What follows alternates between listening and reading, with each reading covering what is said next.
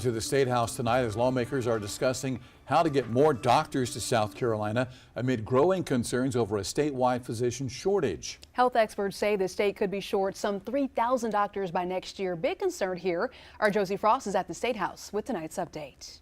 Lawmakers say the state needs to incentivize more doctors to come here to meet the growing needs of South Carolina's aging population.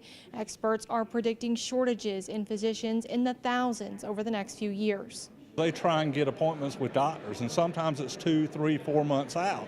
And, they need medical care then. Representative Lee Hewitt is the chairman of the House Ways and Means Healthcare Subcommittee. Lawmakers are considering a number of solutions to meet a growing need for physicians in the state. Growth is outstripping what we're supplying now, so we need to look at stepping up efforts to try and get them here. One of those solutions, a $10 million boost to the Department of Health and Human Services to expand their graduate medical education program, which pays hospitals for medical residency training programs. The proposal would pay hospitals a per resident fee to further incentivize them to take on more residents. Lawmakers hope creating more spots in this program will make more doctors want to do their residency in the state. Because if people come here and work and they get to know a community, the odds are that they will continue to live in that community or in the state. The biggest gaps are in areas like mental health physicians and OBGYNs. Representative Todd Rutherford says he's concerned about the cost that a lack of physician care will put on patients. And he says it's more reason the state should pass Medicaid expansion. We've got to look at how we attract more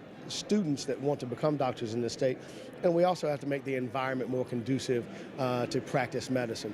We need to go ahead and expand Medicaid. These are things that we've talked about, but when you talk about a shortage of doctors, what you're really talking about is a shortage of people getting access to health care. Lawmakers say they're also considering ways to incentivize more doctors to come to rural areas, which they say is one of the state's greatest needs.